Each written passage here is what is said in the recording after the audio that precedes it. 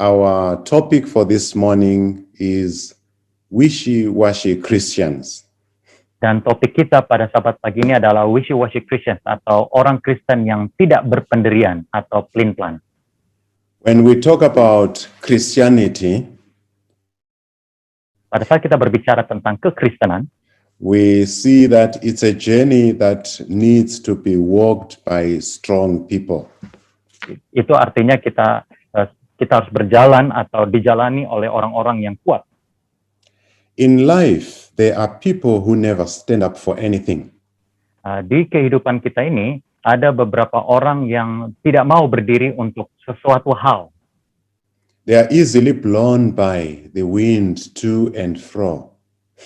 Dan mereka ini adalah orang yang gampang terombang-ambingkan oleh angin ke sana kemari. These kinds of Christians cannot be depended upon because they have no backbone. Dan orang-orang Kristen semacam ini adalah orang-orang Kristen yang tidak bisa kita bergantung kepada mereka karena mereka ini tidak punya pendirian. They sway to the direction of every wind. Mereka akan terombang-ambing, akan mengikuti arus dari angin. Bila mana angin membawanya ke sana, mereka ke sana. Bila mana membawanya kemari, mereka They akan have kemari. nothing to die for. Mereka tidak punya sesuatu atau prinsip di mana mereka bisa mempertahankannya sampai bahkan kematian sekalipun. A writer by the name Kenneth Hagin Jr. in his book tells a story of a cartoon strip he had read. Ada seorang penulis bernama Kenneth Hagin Jr. dan di dalam bukunya dia menuliskan cerita dalam bentuk kartun atau komik yang dia sudah baca sebelumnya.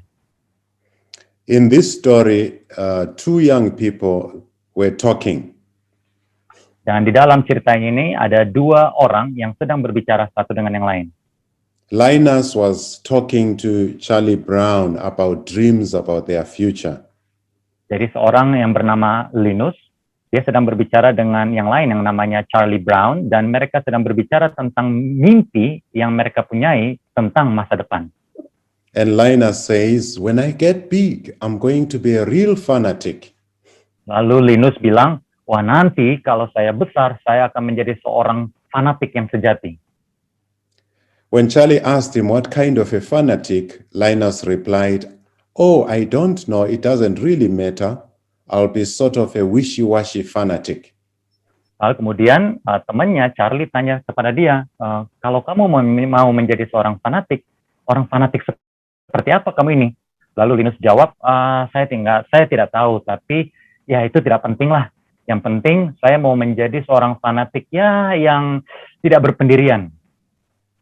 That may sound funny in a cartoon, but when we bring that to Christianity, we cannot be wishy-washy. Ya, kedengarannya cukup lucu ya, saudara-saudara sekalian, karena seorang fanatik biasanya teguh pendiriannya, tetapi ini dikatakan bahwa dia mau menjadi seorang fanatik yang tidak berpendirian. Kedengarannya lucu di kartun, ya, tetapi di dalam kekristenan itu bukanlah hal yang lucu, karena menjadi seorang Kristen kita harus punya pendirian. If we are going to be victorious in our Christian life, the way we live our lives and what we believe as Christians, we can't afford to be wishy-washy. Kalau kita mau menjadi seorang pemenang dalam kehidupan kekristenan kita dalam hidup kita itu, kita harus menjadi seseorang yang berpendirian. Kita tidak boleh menjadi orang yang tidak berpendirian. Wishy-washy, what does this term mean? Ya, wishy-washy. Nanti kita akan bahas banyak tentang wishy-washy atau tidak berpendirian atau pelin-pelan. Apa sebenarnya artinya? The Collins English Dictionary says it means not firm. Di kamus bahasa Inggris, Collins mengatakan artinya adalah tidak teguh. That is being feeble or weak or ineffective. Ya, yang artinya juga lemah ya atau tidak efektif dan tidak teguh, lemah. The British English says it's lacking in substance. Kalau dalam bahasa British English intinya kurang dalam hal substansi atau tidak ada daya. That is being wishy-washy. Itulah arti daripada wishy-washy atau tidak berpendirian. If I may ask you friends this morning, how is your Christianity? Saya akan bertanya kepada Anda semua, saudara-saudari, temanku, saudaraku, bagaimana dengan kehidupan kekristenan Anda?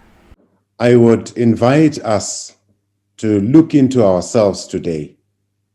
saya mau mengundang kepada kita semua untuk bercermin, untuk melihat keadaan diri kita pada saat ini.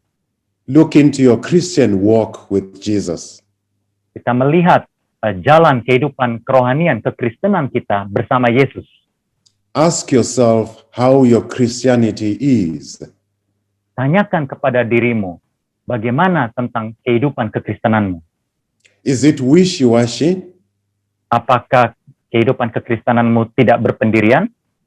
Is it weak or feeble?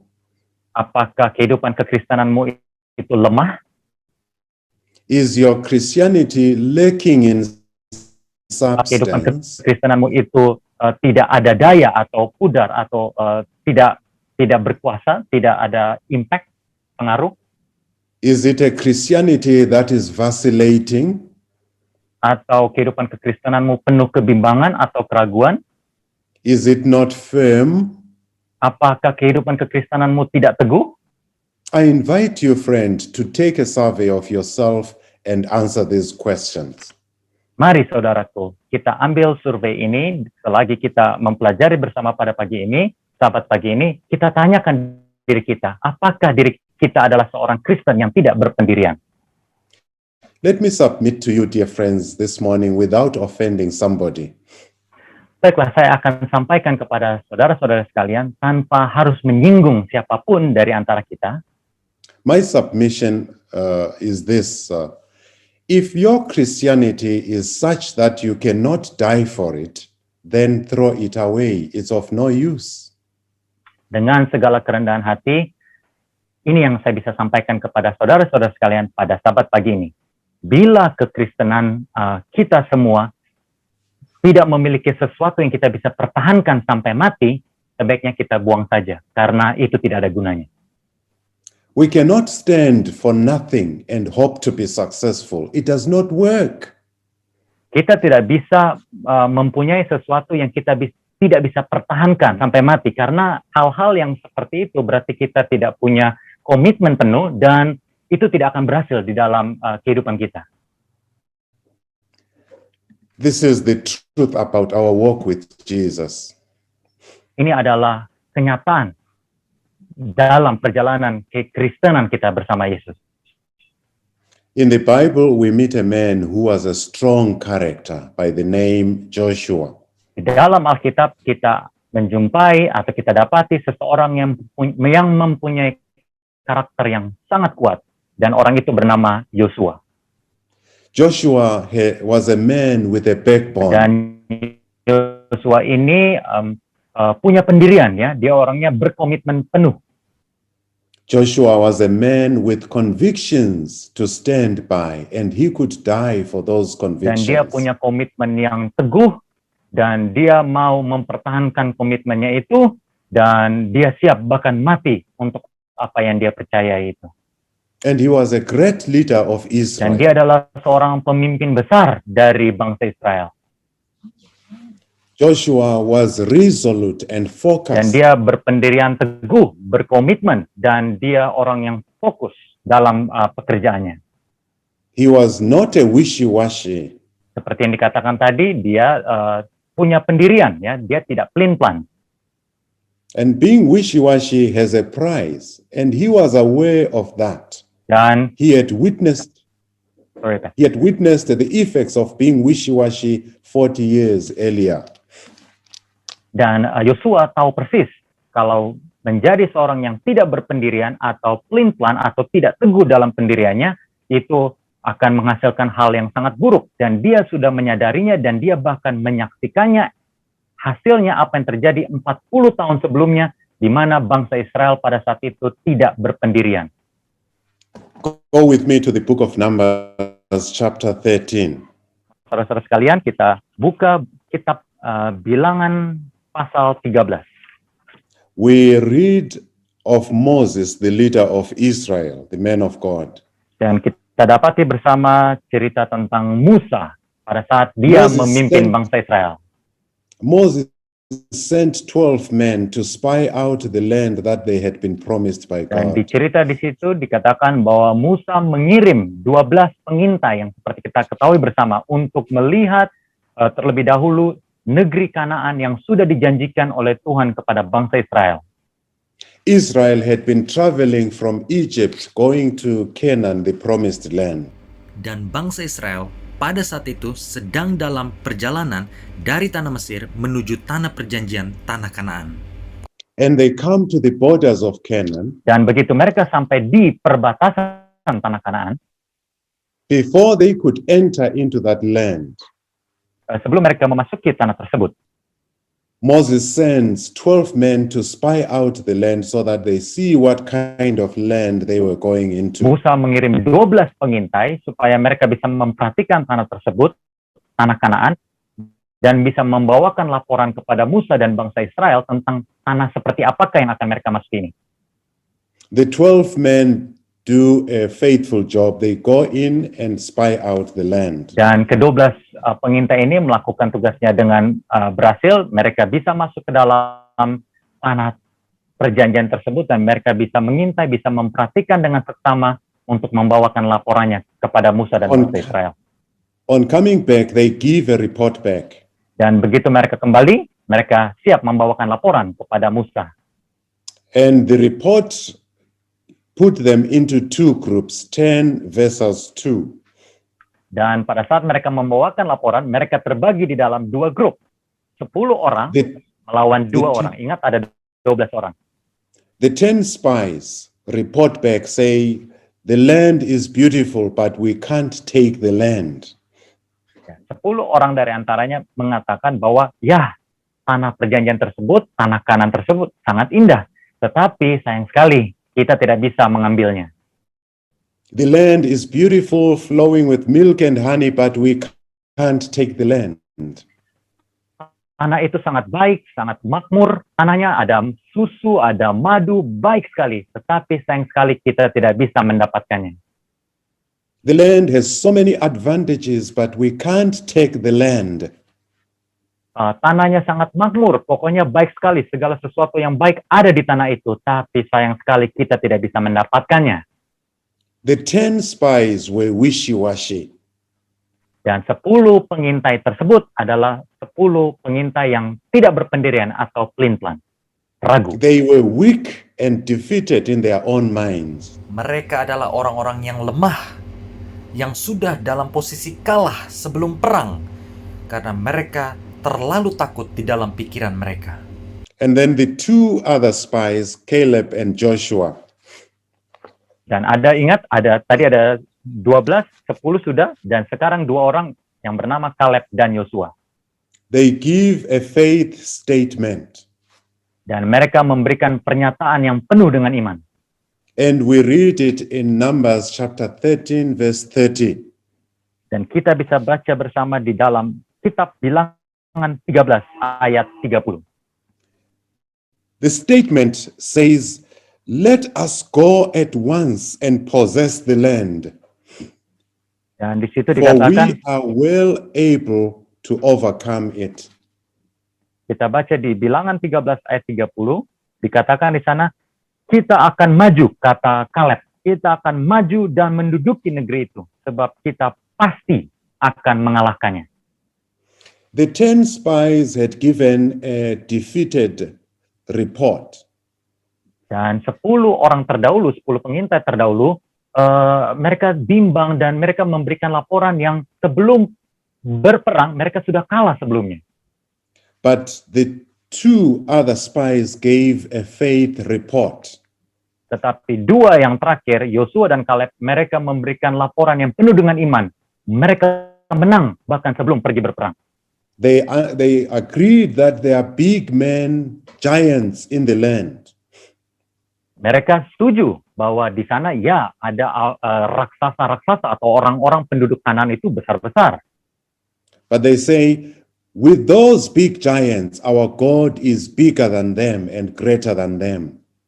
Walaupun mereka setuju seperti pernyataan 10 orang terdahulunya bahwa ada orang-orang raksasa besar di tanah Kanaan, mereka setuju mereka ini orang-orang di sana besar, tetapi mereka bilang, kita punya Tuhan yang lebih besar yang mampu mengalahkan semuanya itu. This was a powerful statement of faith. Mereka memberikan pernyataan yang sangat berkuasa, sangat berpengaruh tentang iman mereka.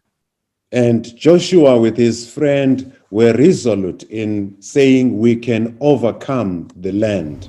Dan Yosua bersama temannya Kaleb merasa sangat yakin pada saat mereka mengatakan bahwa bangsa Israel bisa menaklukkan tanah Kanaan.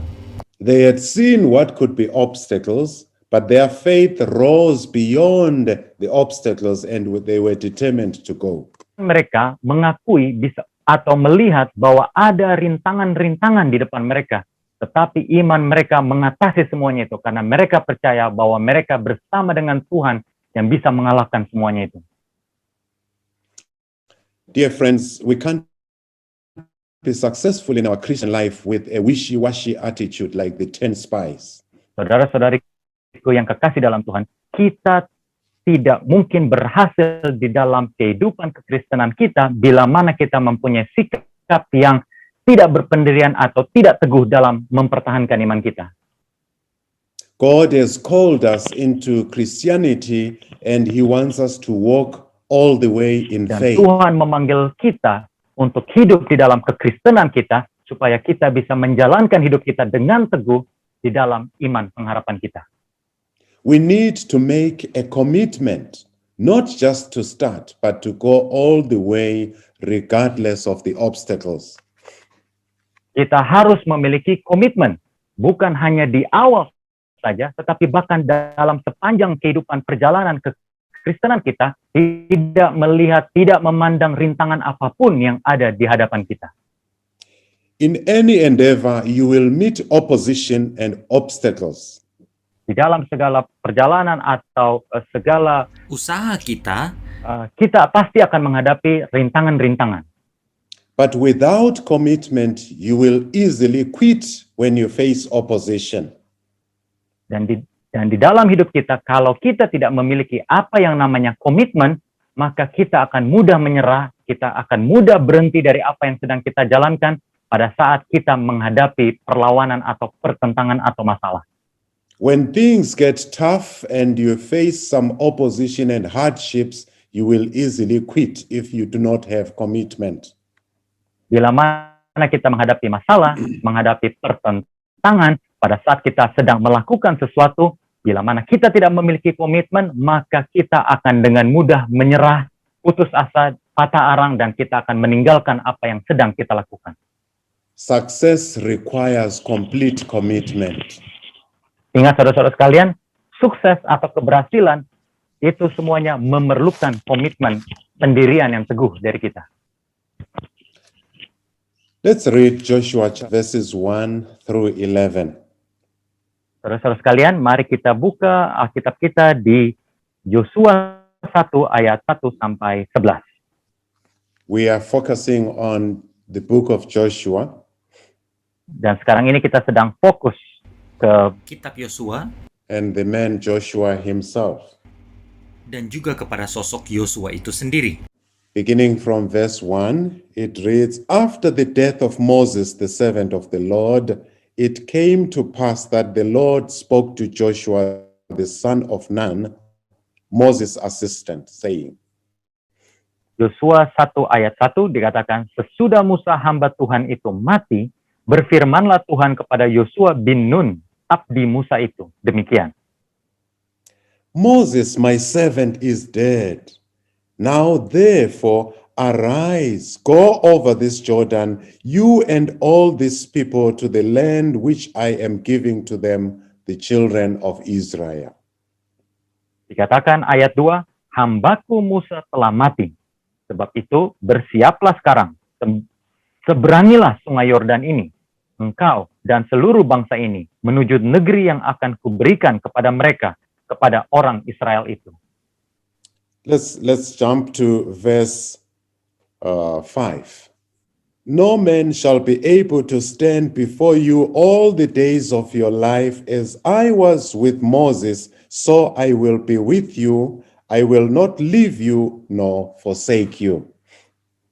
Kita pergi ke ayat 5. Di situ dikatakan, Yosua 1 ayat 5, seorang pun tidak akan dapat bertahan menghadapi engkau seumur hidupmu. Seperti aku menyertai Musa, demikianlah aku akan menyertai engkau. Aku tidak akan membiarkan engkau dan tidak akan meninggalkan engkau. Be strong and of good courage, for to this people you shall divide as an inheritance the land which I swore to their fathers to give them. Ayat 6, kuatkanlah dan teguhkanlah hatimu, sebab engkaulah yang akan memimpin bangsa ini memiliki negeri yang kujanjikan dengan bersumpah kepada nenek moyang mereka untuk diberikan kepada mereka. 7. Only be strong and very courageous, that you may observe to do according to all the law which Moses my servant commanded you. Do not turn from it to the right hand or to the left, that you may prosper wherever you go. Ke ayat 7, hanya kuatkan dan teguhkanlah hatimu dengan sungguh-sungguh. Bertindaklah hati-hati sesuai dengan seluruh hukum yang telah diperintahkan kepadamu oleh hambaku Musa. Janganlah menyimpang ke kanan atau ke kiri, supaya engkau beruntung kemanapun engkau pergi. Verse 8, this book of the law shall not depart from your mouth, but you shall meditate in it day and night, that you may observe to do according to all that is written in it. For then you will make your way prosperous, and then you will have good success. Kita ke ayat 8. Janganlah engkau lupa memperkatakan kitab Taurat ini, tetapi renungkanlah itu siang dan malam, supaya engkau bertindak hati-hati sesuai dengan segala yang tertulis di dalamnya. Sebab dengan demikian perjalananmu akan berhasil dan engkau akan beruntung. Verse 9, have I not commanded you, be strong and of good courage, do not be afraid nor be dismayed, for the Lord your God is with you wherever you go. Kita ke ayat 9. Bukankah telah kuperintahkan kepadamu, kuatkan dan teguhkanlah hatimu, janganlah kecut dan tawar hati, sebab Tuhan Allahmu menyertai engkau kemanapun engkau pergi. Take time to finish the whole chapter. But now we move on. This time it's no longer Moses leading the children of Israel, but it's Joshua. Kita ambil waktu sejenak, kita bisa pikirkan sejenak cerita tersebut. Dari keseluruhan pasal 1, Dan kita bisa dapati bersama bahwa saat ini bangsa Israel tidak dipimpin oleh Musa lagi, tetapi saat ini bangsa Israel sedang dipimpin oleh Yosua. God therefore commands Joshua to lead Israel into the promised land. Tuhan sudah berfirman kepada Yosua bahwa dia akan memimpin bangsa Israel masuk ke dalam tanah Kanaan. This promised land was before them, and this was no time for them to be wishy-washy again as they had done before. dan pada saat itu tanah perjanjian terletak ada di hadapan mereka dan tidak ada waktu lagi bagi mereka sebenarnya untuk menjadi tidak berpendirian, tetapi mereka harus meneguhkan hati mereka, belajar dari pengalaman sebelumnya, supaya mereka bisa masuk ke tanah perjanjian yang sudah dijanjikan Tuhan bagi mereka. The interesting and encouraging thing is that Joshua had been given God's commitment to be with him and to give him the strength and courage that he needed at this hour. Dan hal yang sangat menarik dan sangat menguatkan hati bagi Yosua dan bagi kita semua yang sedang mempelajarinya, yaitu Yosua diberikan janji atau komitmen dari Tuhan sendiri bahwa Tuhan akan menyertainya dan akan memberikannya kekuatan, keberanian pada saat itu di mana dia akan memimpin bangsa Israel memasuki tanah perjanjian. In verse 6, he says, "Be strong and of good courage. Di ayat 6 yang kita sudah baca sebelumnya, Tuhan sendiri mengatakan, kuatkan dan teguhkanlah hatimu. This is a statement of encouragement from God to Joshua. Dan ini adalah pernyataan dari Tuhan sendiri untuk menguatkan hati daripada Yosua. Verse 7, God says, only be strong and very courageous, that you may prosper. Dan di ayat 7, kembali Tuhan berfirman, menguatkan Yosua, hanya saat ini kuatkan dan teguhkanlah hatimu, supaya engkau berhasil. Verse 8 says, this book of the law shall not depart from your mouth, that you may observe to do. Dan di ayat 8 dikatakan bahwa biarlah kitab Taurat ini jangan sampai pergi meninggalkan mulutmu, tetapi engkau harus mengajarkannya atau bahkan melakukannya senantiasa dengan setia. Verse 9, he says, be strong and of good courage, for the Lord your God is with you wherever you go. Dan di ayat 9 dikatakan, kuatkan dan teguhkanlah hatimu, karena Tuhan akan menyertai engkau kemanapun engkau pergi. My dear friends, these are words of encouragement to a new leader that is leading a big nation. Dan saudara-saudariku, ingat, ini adalah pernyataan yang menguatkan hati dari seorang pemimpin yang baru ditunjuk untuk memimpin bangsa Israel untuk suatu misi yang baru, yaitu memasuki tanah Kanaan. Dan perkataan ini dikatakan oleh Tuhan sendiri. It was possible that Joshua would feel very small to fit in the shoes of Moses, the great leader. Dan sangatlah mungkin terjadi bila mana Yosua pada saat itu mungkin sedang kecil hati, karena dia tidak bisa membandingkan dirinya dengan seorang pemimpin besar yang kita tahu semua pemimpin sebelumnya, yaitu Musa, seorang pemimpin besar bangsa Israel. Dan dia merasa tidak layak atau kecil dibandingkan Musa. And God sees an opportunity to give encouragement to Joshua as he is standing at the brink or borders of Canaan.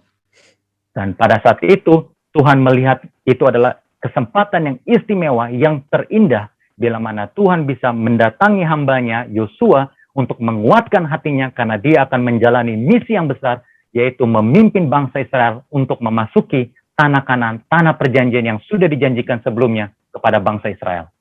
He says, you are now standing at the borders of Canaan. Dan Tuhan katakan, engkau saat ini sedang berdiri di perbatasan menuju masuk tanah Kanaan. You are now leading this great nation into the promised land as I had asked my Moses. Engkau sedang memimpin mereka untuk masuk ke dalam tanah Kanaan, seperti yang aku sudah janjikan kepada bangsa Israel melalui janjiku yang sudah kusampaikan melalui hambaku Musa. And as you do that, be strong and of good courage. Bila mana engkau sedang melakukannya, jadilah kuat. Jangan tawar hati, tetapi engkau harus kuat, tetap teguh, karena engkau sedang melakukan apa yang kuperintahkan kepadamu.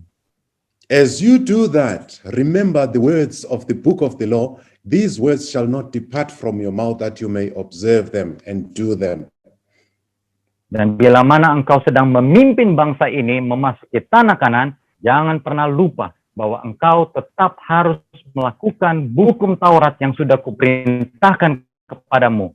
Tidak boleh hukum itu berlalu atau pergi dari mulutmu, tetapi engkau harus mengajarkannya dan bahkan melakukannya di sepanjang sisa hidupmu.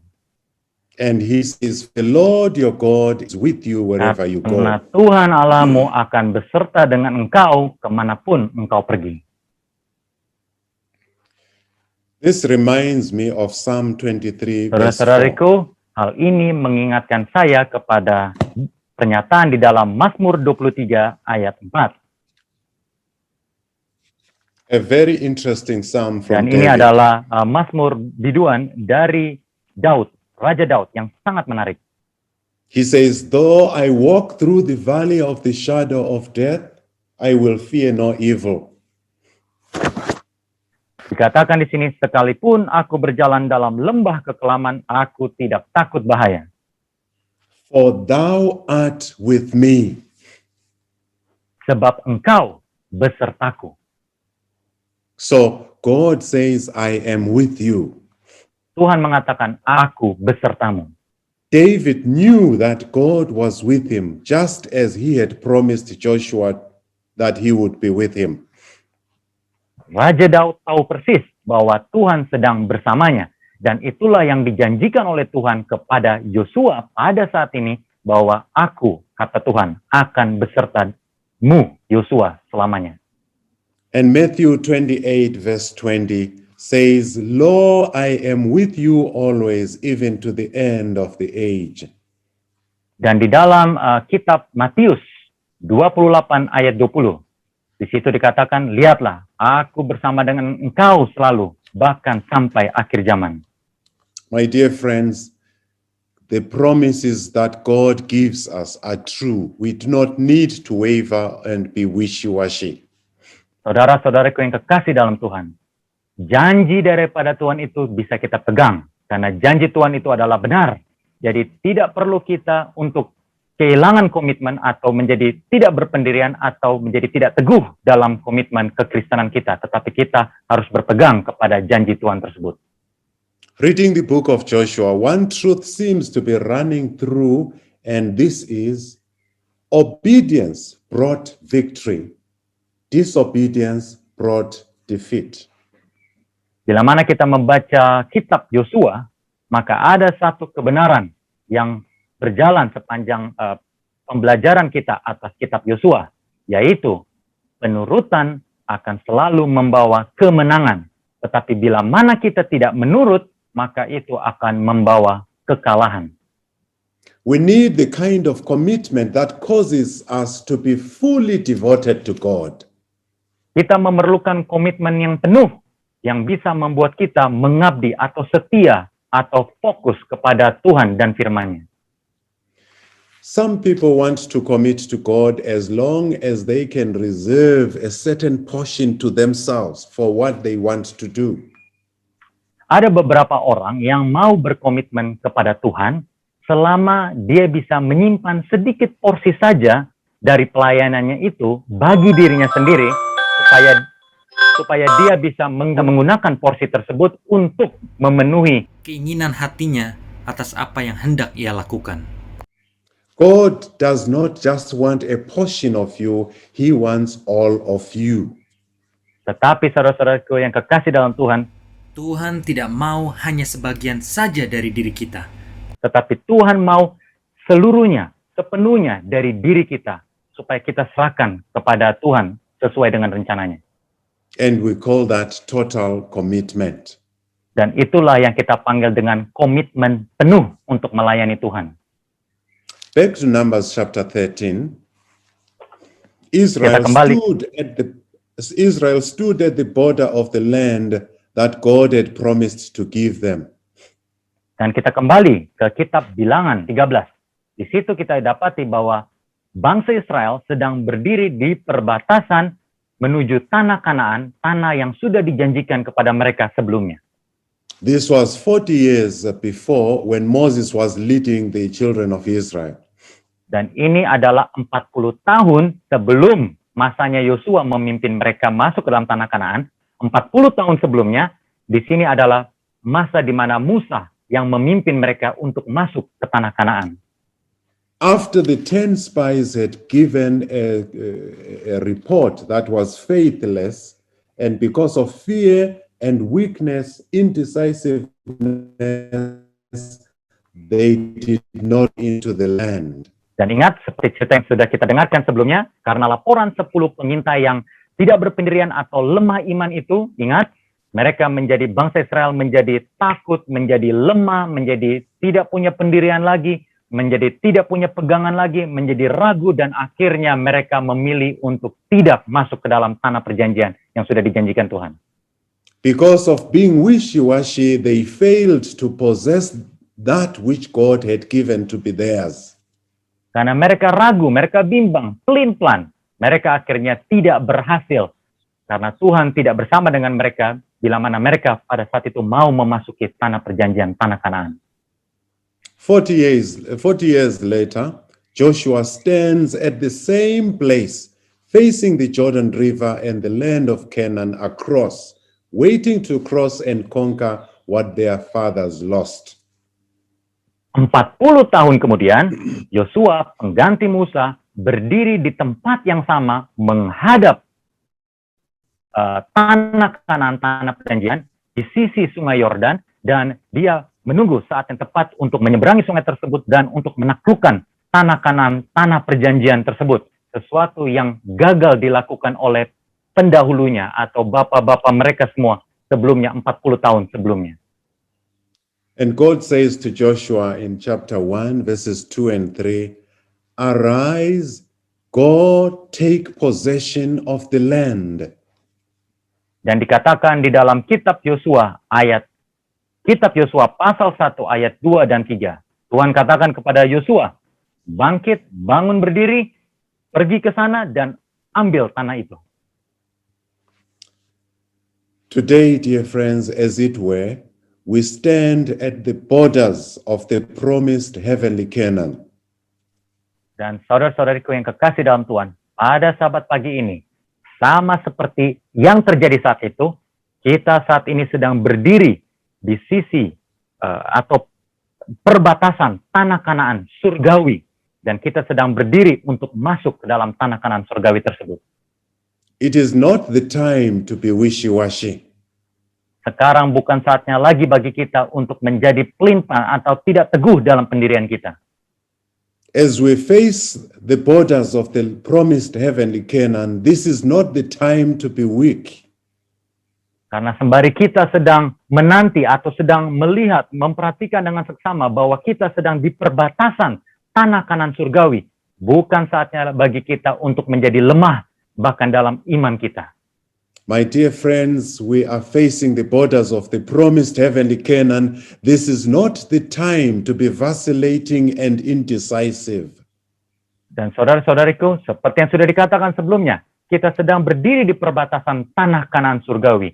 Kita sedang mau menyeberang untuk masuk ke dalam tanah Kanaan surgawi. Dan bukan saatnya lagi bagi kita untuk menjadi bimbang atau tidak berpendirian. Tetapi mari kita kuatkan iman pengharapan kita. We have a charge given to us by God Himself. He says, "Rise and go." Kita sudah diberikan perintah oleh Tuhan bahwa kita harus bangkit, berdiri, dan kita pergi menuju tanah Kanaan. There are many people today who are saying, "I will go." Banyak dari antara kita yang berkata, "Ya Tuhan, saya mau pergi. I will go to tell others of the love of Jesus Christ. Ya Tuhan, saya mau pergi mengatakan kepada banyak orang di luar sana tentang Yesus Kristus. I will go and make more disciples for Christ." Ya Tuhan, saya mau pergi. Aku mau mengajar banyak orang tentang Yesus Kristus. Above all, let's remember to go and possess the promised land as we're ready for His soon approaching kingdom. Dan di atas segalanya, kita harus siap untuk bangkit berdiri, pergi, dan masuk ke tanah Kanaan yang sudah dijanjikannya, yaitu tanah Kanaan surgawi. Sembari kita menunggu Yesus Kristus datang, itulah tanah Kanaan surgawi yang sudah kita nantikan. Dan kita sedang dengan teguh, dengan penuh iman, kita sedang menantikannya. As we study the Word of God and the prophecies, it's clear that we are nearing the heavenly Canaan. Dan bila mana kita memperhatikan tanda-tanda akhir zaman, kita memperhatikan kitab nubuatan, Daniel, Wahyu, dan segala sesuatu yang terjadi saat ini, kita tahu persis bahwa kita sedang pergi dan bahkan sudah di perbatasan tanah Kanaan tersebut. What kind of Christian am I? What kind of Christian are you? Orang Kristen seperti apakah saya ini? Dan pertanyaan juga kepada saudara-saudara sekalian, orang Kristen seperti apakah Anda semuanya? And the time that we are in demands that we avoid and run away from being wishy-washy kind of Christians. Dan bila mana kita melihat keadaan kita sekitar kita, sudah saatnya bagi kita untuk menjadi berpendirian dan bukan lagi menjadi lemah hati atau tawar hati. As we near the heavenly Canaan, God says, "Be strong and be of good courage." Dan bila mana kita sedang menghampiri atau mendekati tanah Kanaan surgawi itu, Tuhan berkata kepada kita, kuatkanlah dan teguhkanlah hatimu. There are so many things that make us afraid and wishy-washy in our walk with Jesus Christ.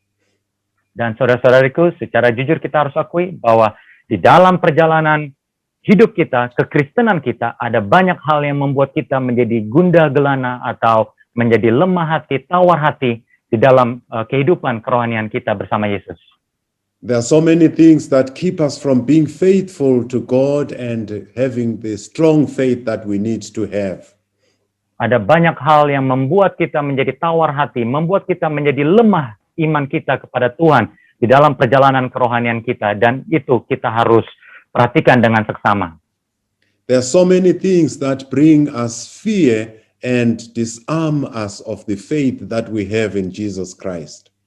Dan ada banyak hal yang membuat kita takut. Dan ada banyak hal juga yang bisa melucuti iman kita, sehingga kita tidak menjadi orang yang berpendirian lagi di dalam janji-janji yang Tuhan sudah berikan kepada kita. There are so many things that obscure the face of Jesus from our side. Dan banyak hal di kehidupan kita yang bisa menghalangi pandangan kita terhadap Yesus yang harusnya menjadi fokus dalam perjalanan kehidupan kekristenan kita. We are in this pandemic of COVID-19. It may be one of the things that is taking away our strength and our courage in having good faith. Dan pada saat ini kita hidup di tengah-tengah pandemi COVID-19. Dan itu menjadi salah satu hal yang menghalangi pandangan atau fokus kita kepada Yesus. Dan kita mengalihkan pandangan kita kepada Kanaan surgawi, tetapi gantinya kita sekarang fokus kepada hal-hal lain yang membuat kita menjadi lemah hati, lemah iman, dan kita tidak menjadi orang Kristen yang berpendirian kembali. All these things that we may be seeing and facing in our daily lives need to give us more strength instead of taking away the strength from us. Seharusnya saudara-saudara sekalian, hal-hal yang terjadi di sekitar kita, bila mana kita perhatikan dengan seksama dan kita pelajari dalam kitab suci, harusnya itu semua membuat kita semakin kuat, semakin teguh hati, bahwa walaupun ada rintangan banyak di hadapan kita, tetapi kita bersama dengan Tuhan, kita harus tetap fokus. Jangan sampai kita menjadi lemah hati atau tidak berpendirian. Let us keep focused. The time is not on our side. We are facing the time to cross over to the heavenly Canaan. Karena seharusnya apa yang terjadi di sekitar kita, kita harusnya membuat kita mengerti betul bahwa kita sedang di akhir zaman. Dan bahkan pada saat ini kita sedang berada di perbatasan tanah Kanaan. Kita mau menyeberang masuk ke dalam tanah Kanaan surgawi. Dan oleh sebab itu kita harus fokus, harus punya pendirian, komitmen penuh kepada Tuhan. I like what the Apostle Paul says in Romans chapter 8, verse 35 on. Saya senang apa yang dikatakan oleh Rasul Paulus di dalam Romans chapter 8 verse 35, right, Pastor? He says, "Who shall separate us from the love of Christ?" Roma 8 ayat 35 dikatakan, siapakah yang akan memisahkan kita dari kasih Kristus?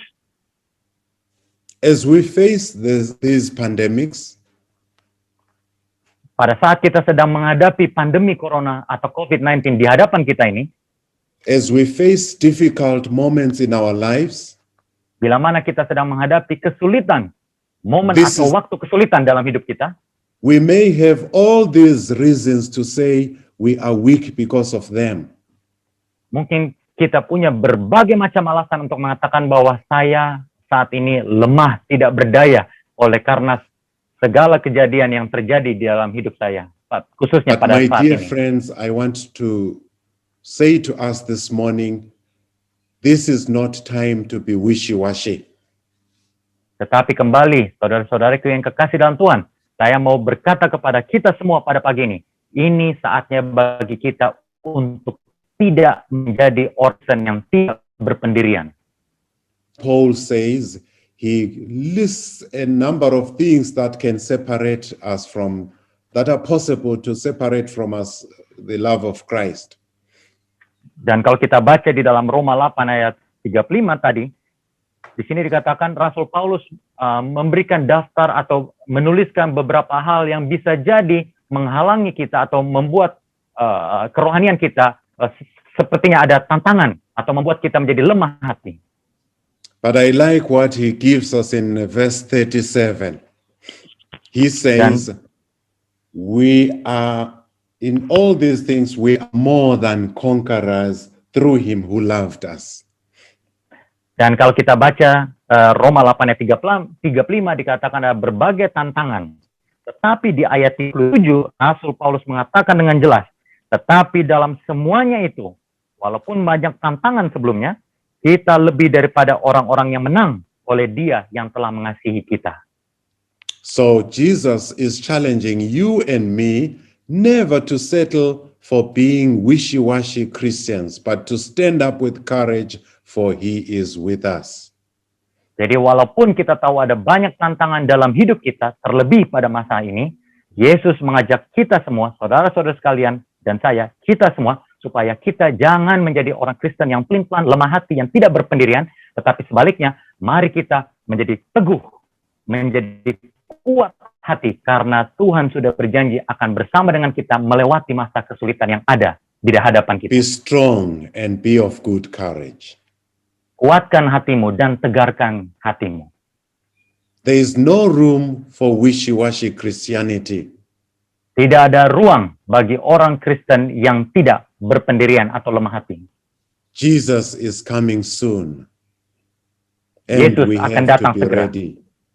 We Yesus have akan to be datang ready. segera. Dan kita We have semua to be ready. harus siap. Kita harus I siap. repeat, we have to be ready. Saya ulangi, kita semua harus menjadi My siap. dear friends, as Christians getting ready to cross over to the heavenly Canaan, we need to be strong and to be courageous. Saudara-saudariku yang kekasih dalam Tuhan, untuk menyeberangi perbatasan tanah Kanaan, untuk datang masuk ke dalam tanah Kanaan surgawi, kembali saya tekankan, kita harus membutuhkan ketegaran hati. Oleh sebab itu kita harus kuatkan hati, kita teguhkan hati kita bersama dengan Tuhan. My challenge to each one of us is that we take stock of our Christianity, look at ourselves and ask ourselves very pertinent questions. Are we wishy-washy Christians? Are we weak? Are we vacillating? Dan pada kesempatan yang indah ini, saya mau kita semua untuk melihat keberadaan diri kita, bercermin, melihat apakah kita menjadi seorang Kristen yang tidak berpendirian atau lemah hati selama ini. Sudah saatnya bagi kita untuk berubah. The time we are in needs us to be strong and to be courageous. Sudah saatnya bagi kita untuk berubah, untuk menjadi kuat dan teguh hati, berpendirian, penuh komitmen. May God bless you, dear friends. Tuhan memberkati saudara-saudara sekalian. May you Thank you very much, may He Pastor. give you all the strength that you need as we prepare for His soon coming. Semoga Tuhan akan memberkati saudara-saudara sekalian dan memberikan segala sesuatunya apa yang saudara-saudari butuhkan sembari kita menantikan kedatangan Yesus yang tidak lama lagi. I may never see you in this earth, Mungkin saja saya tidak akan bertemu dengan saudara-saudara sekalian, but I pray that on that day when we rise to meet Him in the clouds, we may be together and greeting each other. ya mungkin saja saya tidak akan bertemu dengan saudara-saudari secara fisik saat ini, tetapi kerinduan saya bahwa bila mana Tuhan Yesus datang, kita bisa berkumpul bersama-sama secara fisik dan kita bisa masuk ke dalam tanah Kanaan surgawi. Amen. This is Thank you, my Pastor. wish and prayer in Jesus' name. Thank you. Inilah doa dan harapan saya bagi kita semuanya pada sabat pagi ini. Terima kasih.